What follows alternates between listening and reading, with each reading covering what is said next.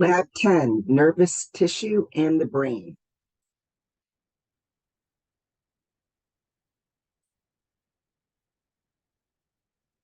Hold on, it's not picking up my request for a share. Go. Maybe it's right there. Hi, okay. It's a little slow sometimes, my apologies. All right, so we are moving on to nervous tissue and brain. Here, exercise number 1 is for the neurons and neuroglia, these structures and their matching functions, and then we apply them to models. Okay, so let's go down the functions and match them with the structure. A, gaps in the myelin sheath where depolarization occurs and thus saltatory conduction. That is the node of Ranvier, 4. B, increases conduction rate of action potentials. That's the myelin sheath, number 5. C, conducts action potentials away from the cell body. That is number 1, the axon. D, site of nucleus and metabolism for the neuron. That is C. 3, the cell body. All right, then we have E, produces the myelin sheath. That is the Schwann cell, number 6. F, the site of action potential generation. That is 8, the trigger zone or the axon hillock. G, receptor region of neuron that produces graded potentials. Those are the dendrites, number 2. And then H, contains synaptic vesicles with neurotransmitters. That would be axon terminal, number 7. Okay, we're going to move on to impulse transmission. So identify the location on the neuron of blah, blah. All right, so we have different types of transmission, and we have different types of potentials.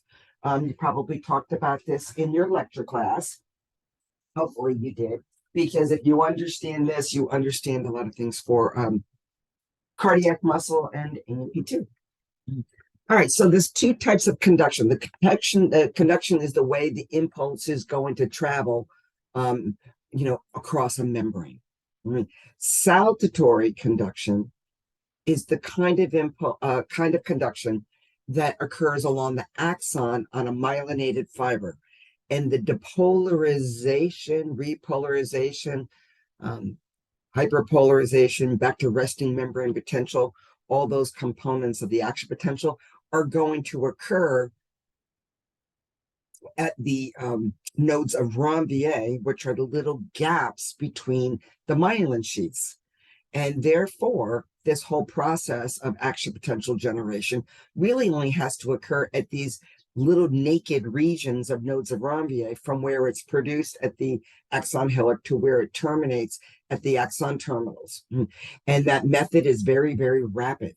All right, so saltatory conduction occurs on the axon at nodes of Ranvier, and it's very fast. I'll write in there, it's very fast.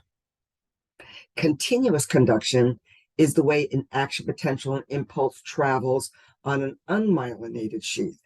And, the action potential wave of depolarization, repolarization, hyperpolarization, that's all the same.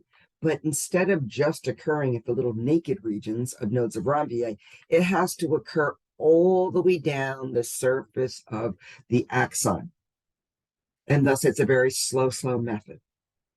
So it occurs on unmyelinated regions of the axon, and it's very slow. Okay, then we have graded potentials and action potentials. Again, hopefully this has been discussed in your lecture class. Graded potentials, there's features about those. They occur on the dendrites, so you want to write dendrites here. But remember that there are other characteristics associated with graded potentials to compare and contrast a graded potential to an action potential. They can vary in amplitude and size. They travel short distances because they just have to travel to the axon hillock from the dendrites. So its graded potentials occur on the dendrites and even sometimes on the cell body. but they travel short distances to the axon hillock. Action potentials only occur on the axon. They're generated at the axon hillock, and they travel away from the cell body on the axon down to the axon terminals.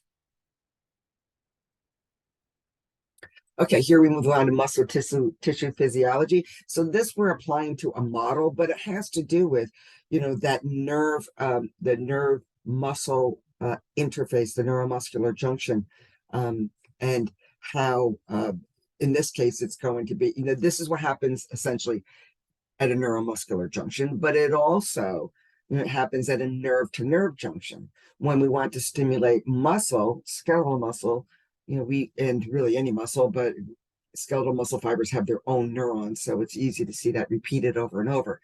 But the impulse has to travel down that motor neuron, and then it releases your acetylcholine, and then it crosses the synaptic cleft and binds to a receptor on the muscle surface, on the sarcolemma. Well, here we have, instead of nerve to muscle, we have a nerve to nerve, or maybe a nerve to even another nerve. So we have what's called the presynaptic membrane and the postsynaptic membrane. You have the nerve that's conducting an impulse that's going to be, and it's going to travel down to the axon terminals. That will be your presynaptic membrane. Then we approach the synapse, and then the membrane of the next cell, which in this case is going to be another neuron, it's going to be a dendrite or cell body of another neuron, is going to be the postsynaptic membrane.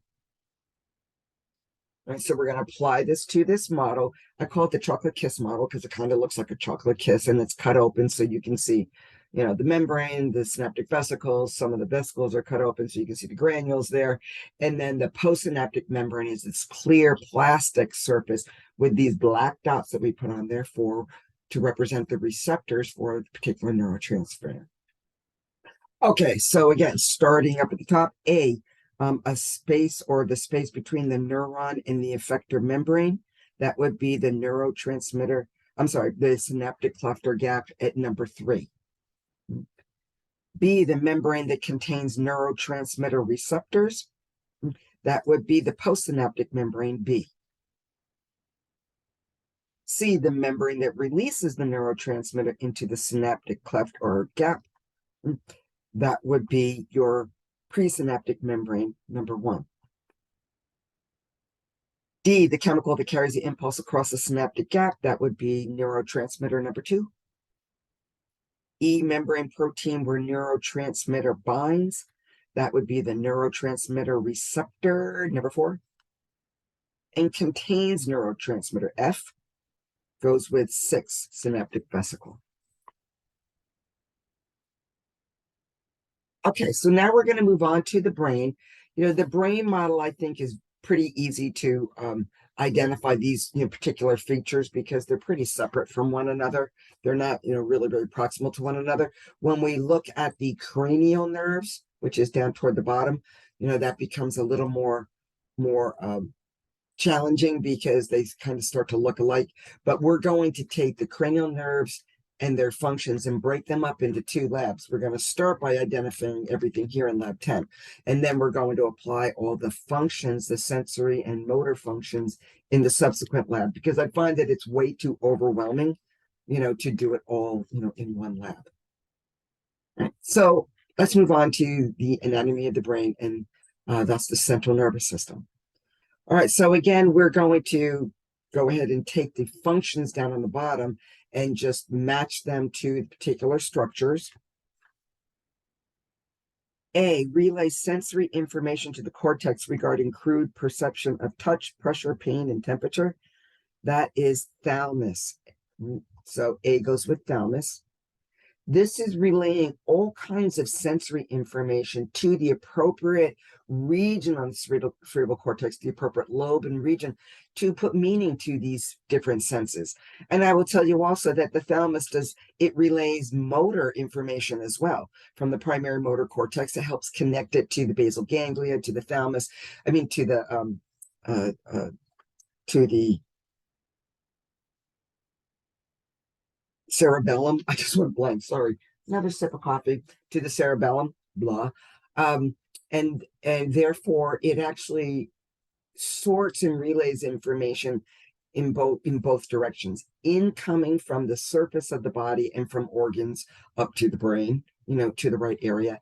And where these commands for skeletal muscle contraction that are initiated from your frontal lobe needs to coordinate with other areas of your brain, and it does so being sorted and relayed by the thalamus. And then eventually it goes down your spinal cord or out in the cranial nerves to the particular muscles involved. Okay, let's move on. I took another sip. B, aids in controlling breathing and works with the medulla oblongata, that is the pons. C, contains the choroid plexus, which produces cerebral spinal fluid, or CSF. Those are the ventricles. The brain is not solid throughout. We have these rather large fluid-filled chambers. And that, again, also kind of helps lighten the size of the brain and the weight of the brain. But this is where we are going to produce the cerebral spinal fluid that circulates through the central nervous system and outside and around the brain and spinal cord and help cushion and protect it. All right, D, regulates heartbeat, respiratory rate, vomiting, coughing, and sneezing. That's way up at the top at the medulla oblongata. E, the white matter tracts that conduct impulses between cerebral hemispheres, allowing the hemispheres to act as a unit. Allows for interhemispheric communication like this. Right? That would be the corpus callosum. F, the endocrine gland that secretes hormones that regulate growth, development, metabolism, homeostasis. That would be the pituitary gland. G, the white matter tracts within the cerebellum. That is the arbor vitae. So don't confuse the white matter tracts of the cerebrum versus the cerebellum. H, contains reflex centers for startle reflex, auditory, and visual impulses. That would be the midbrain. I, contains specific centers that interprets sensory impulses, control muscle movement, center for emotions and intelligence. Right? That is the function of the cerebral cortex and the different lobes found there, the 5 lobes. J, regulates autonomic nervous system, regulates body temperature, hunger, and thirst. That is the hypothalamus. And K, regulates posture, balance, coordinates skeletal muscle movement. That is the cerebellum. Okay, so now we're going to move down to the different lobes and their functional areas found on the cortex. So the brain, is divided, it's not divided, but it's organized into lobes, and we identify them, as different lobes. The names of them are going to go hand in hand with the bones that are superficial to them of the skull, right? So we have the frontal bone to the front, we have a frontal lobe. We have the parietals to the, flanking the right and left sides of our head. We have parietal lobes. Below that, temporal lobes, occipital lobe. And technically we have what's called an insular lobe. If I pull down on the temporal lobe and pull up on the frontal lobe by your ears, there's part of your cerebral cortex folds inward because the brain it's way too big for our skull. And that's called the insular lobe. Now, for all intents and purposes for this lab, we're not going to use the insular lobe as a location for one of these functional areas, because we can't really take the brain apart and actually point to it, these models. So frequently we're going to put what's called the gustatory cortex actually on the parietal lobe. Technically it's on the insular lobe, but just kind of go with it. And if anybody had, I was going to say, if anybody has a lab class, but this is the lab class that points to it differently, I'd be interested to see how they do that, because I think that would actually be more accurate. Right, so part of the identification, I would say up here where it says the cerebral cortex lobes, I would take that opportunity to look at the different lobes. because now what we're going to do is look at what functional areas are found on the cortex region. And cortex is always the outer portion, and medullary areas or medulla is always inner. All right, so the outer about 2 millimeters of tissue on the brain, and it's what we call the gray matter, and you can see that actually, on the models. It's colored a different color. It's the outer surface of these lobes, and discrete functional areas are found on certain areas, on certain lobes, and some models will actually show you very roughly, color coded wise, often where these areas are located. Some are very large and diffuse, like the prefrontal cortex, but some of these they're very unique. All right, so we start with the primary motor cortex. The location is on the frontal lobe. I'm going to give you some functions. They're really basic. I don't generally ask a lot of functions, but if you know the function, then if I ask you something else about, hey, if I had impaired vision, what lobe and what functional area, would be involved. So if you had impaired vision, it would be your visual cortex on the occipital lobe. So it does help to know them, but I don't think I ever point to, I guess maybe occasionally I ask a question kind of like that, but mostly it's just, I'll ask you what functional area is found on that lobe, not really the function. But I'm going to give you the functions. I know that sounds convoluted, so you can match them up, in case a question is kind of offered in a different way. And I'll give you an example. Let's just fill all this out, other than the one I just gave you. All right, so primary motor cortex, frontal lobe. What does it do? It's where we initiate skeletal muscle contraction. It's skeletal muscle contraction is considered voluntary in its nerve control and not part of the autonomic nervous system. But the initial commands to try to contract your quadriceps muscles or your gastrocnemius because you want to stand up is initiated from the primary motor area. Okay, the primary somatosensory area is on the parietal lobe. Its function is to receive and process sensory information regarding general body sensation, not special senses. Okay, so this is the kind of information that's coming from your free nerve endings, your Meissner's corpuscles, Pacinian corpuscles, and there'll be sort of a map of particular little areas on that primary somatosensory area, on that post-central gyrus, that is designed to receive sensory information from your hands or from your feet or from your chest or from the surface of your ears or things like that.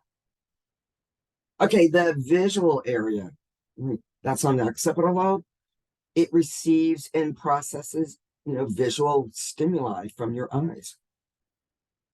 The auditory area is on the temporal lobe. It receives and processes sensory information regarding hearing. The gustatory lobe, this is technically on the insular lobe, but we'll point to it on the parietal lobe.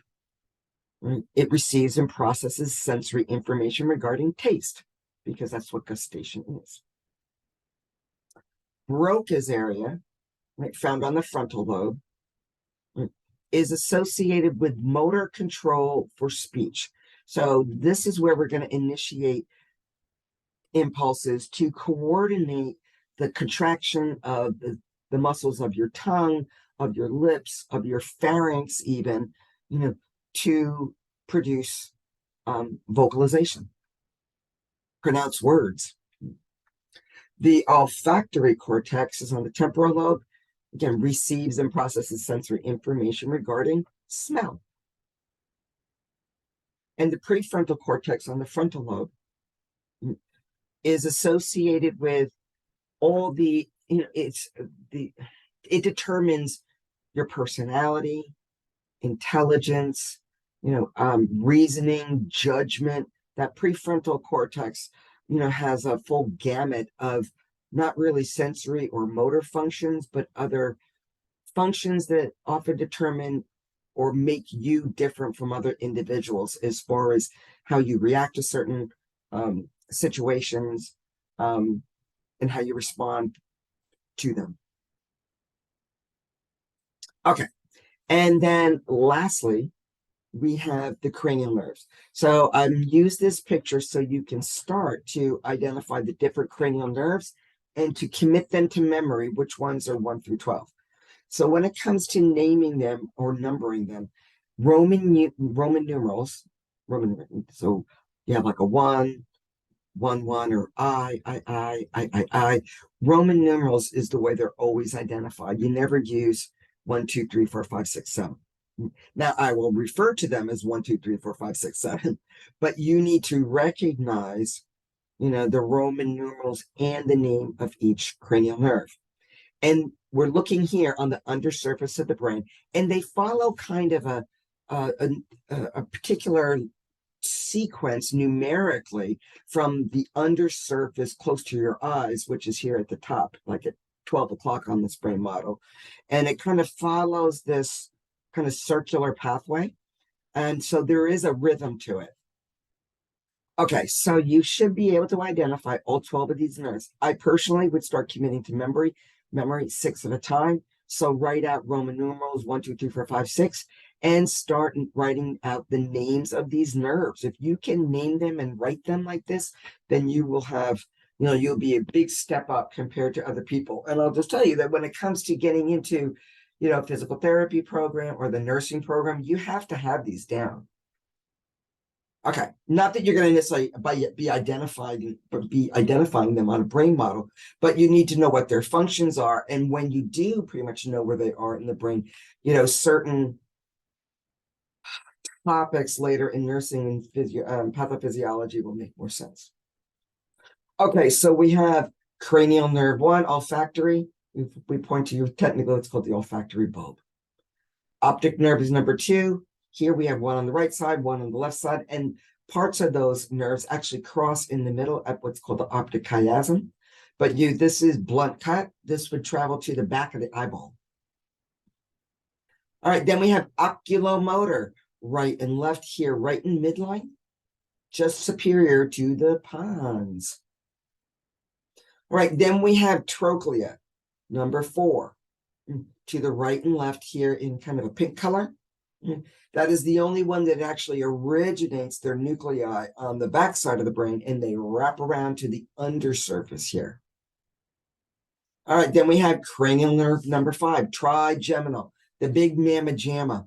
All right, often it's cut really, really low like this. It's mid-lateral pons. That's where it's located. 3 large branches called V1, V2, V3, right? Because V is for the Roman numeral cranial nerve 5, trigeminal. All right, then we go back into midline here. So here at the base of the pons, midline, and we have the medulla oblongata. Right? We're going to wrap around, so to speak, and essentially identify every cranial nerve or nub in a row. And then we come full circle back to the nerve here that's just below cranial nerve 6, abducens. All right, so we're going to start with purple. Midline at the base of the pons here, superior to the medulla oblongata, we have abducens. Then you roll outward to the green, and that is cranial nerve 7, facial nerve. And then continue laterally, that's cranial nerve 8, vestibulocochlear. Below that, the next nub in a row would be 9, glossopharyngeal. Below that would be 10, vagus nerve, Vegas, baby. Then we have cranial nerve 11. Lots of roots, contribute to this one. In light blue, that's spinal accessory, cranial nerve 11. And then we make a little circle back to what I call the putting green, because on the models that we have, there's 2 big, they're called the olivary nuclei. They're green areas there. So it's like come all the way circular to the putting green. And that would be cranial nerve 12, hypoglossal. All right, so it goes 6, 7, 8, 9, 10, 11, 12 on the putting green. Right, so they somewhat go in order. It's kind of an S shape here, and then we make a circle. All right, so now let's go back and look at some of the images. Here we have also, I've included another cranial nerves labeled another image. Here we have, again, a video that I did, when we went on into lockdown on the neuron and the neuromuscular junction. I look at the cerebrum and the lobes. Another brain model. So I have a good number of videos there that actually I'm holding the, the brain models or looking at them. And I think that's really helpful. If you find them helpful, let me know. Okay, this is a slide of a motor neuron. I don't use it, but I think it's good to see how it's shaped, because when we look at the models, now you understand that, these are, again, cells that are not round and planetary shaped like we looked at with the cell composite model. These are very unusually shaped, and here is the axon leading away from it. Little dendrites are extending away from the cell body.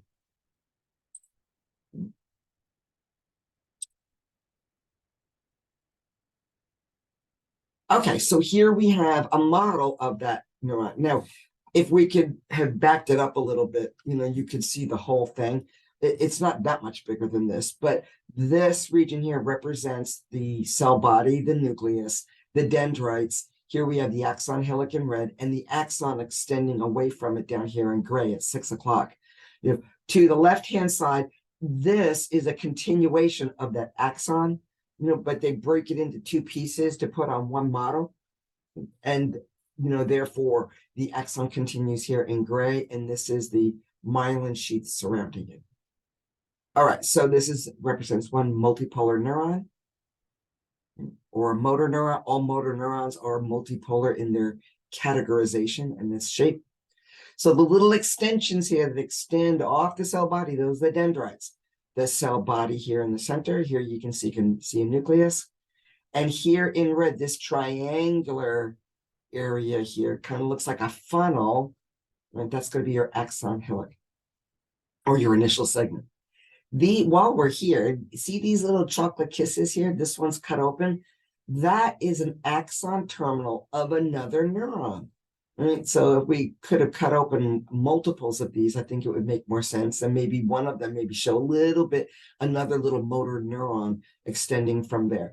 But it represents one neuron communicating with another. Now, this one neuron, look at all the different chocolate kisses on there.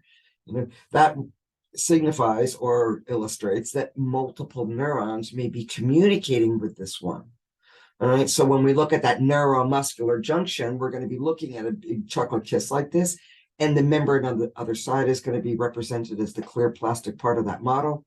And now you can kind of picture why we're looking at that.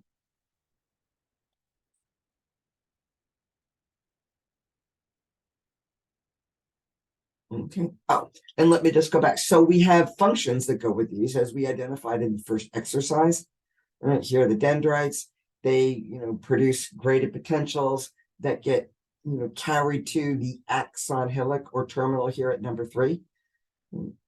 They have receptors on their surface for the neurotransmitters that are being released potentially from these little chocolate kisses, these other neurons that are proximal to it, too close to it. You have to be very close to communicate with these from nerve to nerve to nerve. Here at the axon hillock is where we generate the action potentials, and those action potentials travel down the axon. All right, so structure and function, know those. In addition to what kind of potentials, are generated there. Okay, then we're looking at the other portion of that model. You can see the cell body that we just looked at down here in the lower right-hand corner. So now we're looking at everything else.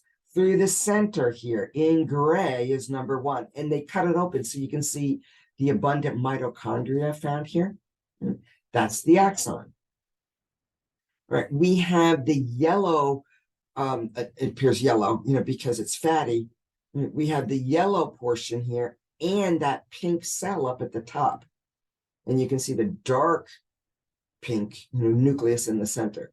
So the yellow material here is the myelin sheath, the fat layer that the Schwann cell up here is producing and wrapping around and around and around and around to insulate, so to speak, that axon.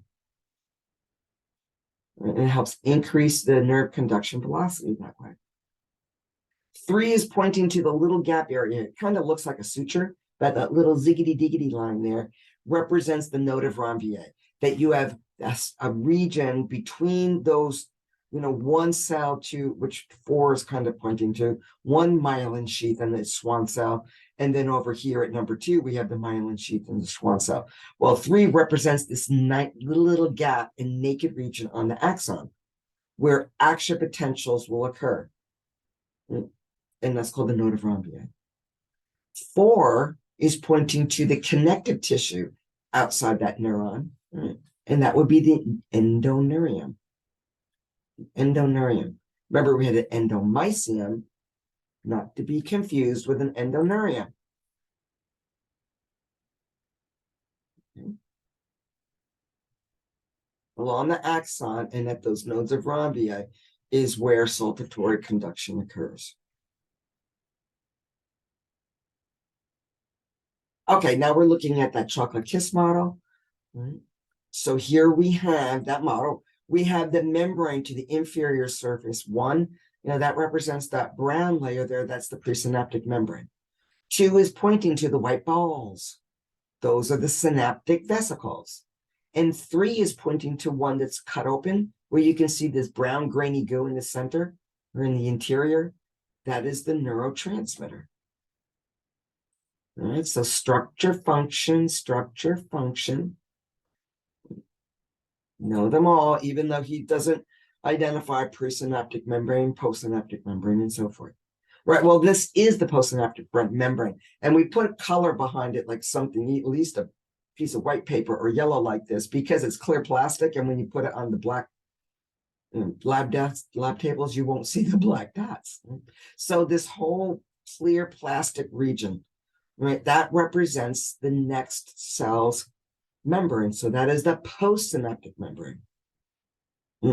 2 is pointing to the black dots. Those represent the receptors for the neurotransmitters that get released from those synaptic vesicles in the presynaptic neuron or membrane. The space between the 2 is called the synaptic cleft or gap.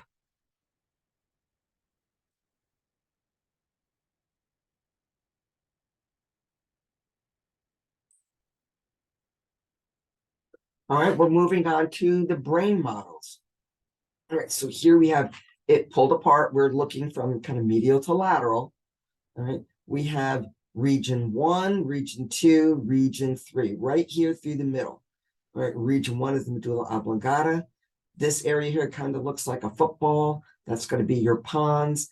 And just above that, right through, it's really like the midsection here. Right? That is your midbrain. To me, whenever I look at these models, this to me looks like the head of a mallard duck or something, and here's his beak. The neck region would be below that. It's rather narrow. That's the midbrain. Here's the belly of the bird, and then here's his tail, and back here are the wings, which is going to be the cerebellum. However you remember this, that's fine, but that's what I see. Or a seahorse. It kind of looks like a seahorse.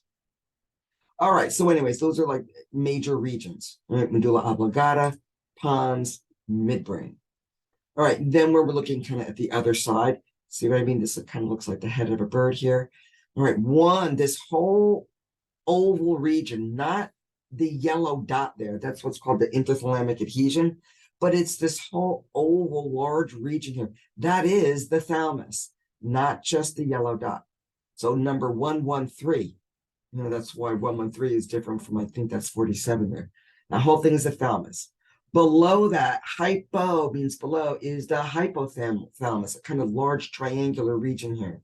And then below that, that little pink structure, that's your pituitary gland. Function.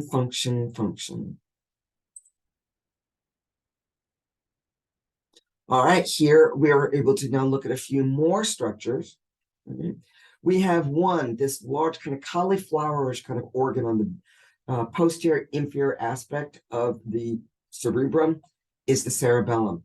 And we have this white material in here, That is the arbor vitae. So the whole structure is the cerebellum, and the white material here is the arbor vitae. 2 is pointing to this, it kind of looks like a ribbed tissue here in kind of a C shape here. That is the corpus callosum. Those fibers travel from left to right, right to left, connecting one hemisphere of your lobe to the other hemisphere of your lobe. So interhemispheric communication. And then 3 is pointing to the region where we would find one of your ventricles. Now you have 4 ventricles. You have a right, technically you have a right ventricle and a left ventricle. Then you have a third ventricle found here between the 2 thalamic portions of the right and left hemispheres of the brain. And then here in front of, but behind the pons and in front of the cerebellum, we have the 4th ventricle. And they're all interconnected to one another. The fluid passes all through there. And what would be nice is to get a model of the ventricles, because some colleges have them. But 3 on the other side of this membrane is where one of those ventricles is found. And that's where we produce cerebral spinal fluid. We'll look at that in lecture with particular cells that produce that too. So the arbor vitae of the cerebellum, you should know the arbor vitae, and the cerebellum separately, the corpus callosum, and the ventricles with their cerebral spinal fluid. Okay, here we're looking at, the outside surface of one hemisphere of the brain. We have 1, 2, 3, and 4, and this lets us start to introduce the different lobes. We have 1, which specifically is looking at this blue hump. That is the postcentral gyrus. That functions as the primary somatosensory cortex area. 2 is pointing to this red region. That's another gyrus. That's your precentral gyrus. That's functionally, it's your primary motor cortex. In between is called the central sulcus. And that central sulcus, remember, a sulcus is a trough in the tissue. A gyrus is a hump area. And you've got these little troughs and folds all over the place, but the hump part is a gyrus. The fold part is a sulci or a sulci. And this particular one between 1 and 2, between blue and red, gyri, it's called the central sulcus. So from that central sulcus forward toward 9 o'clock, that is your frontal lobe, right behind your forehead. Behind it, number 1 is the parietal lobe, and about halfway. Then from the halfway point all the way back to where number 4 is, occipital lobe. Over here, number 3, where your ears would be, that is your temporal lobe.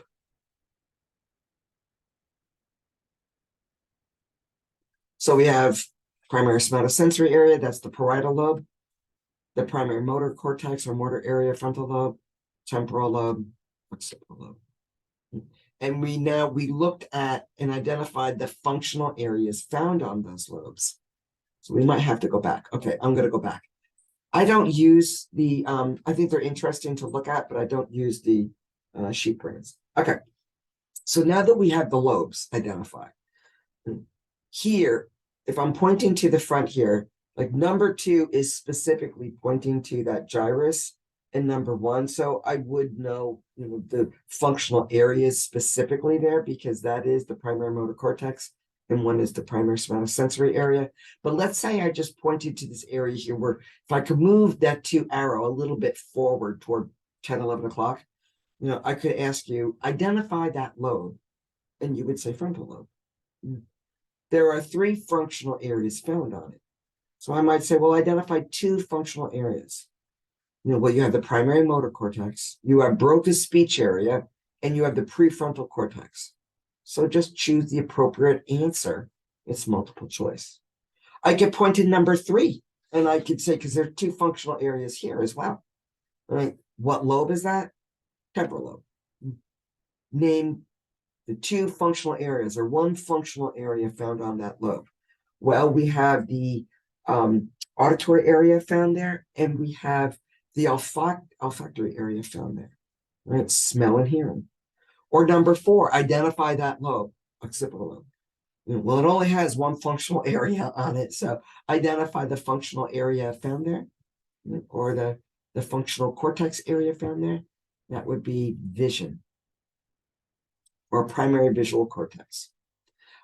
Okay, so let me just see if there's anything remaining. I don't use the sheep brain, so you could just give that a pass. I think it takes us back to the beginning. Okay, I'm going to go to this cranial nerves image also. This is another picture. It's sometimes some of the labs actually across the campuses actually have this this model physically in there. It's an older model, but it's actually pretty good at identifying the cranial nerves. And you can kind of compare and contrast a real model, at least, to the picture I put up there and be able to identify these cranial, labels them all up with their Roman numerals. This week, I want you to be able to identify, these cranial nerves and be able to, identify that this is, maybe the third one, or at least that it's oculomotor. I would take the first six, then the last six, the first six and last six, and practice them. Okay, well, that is the end of this lab.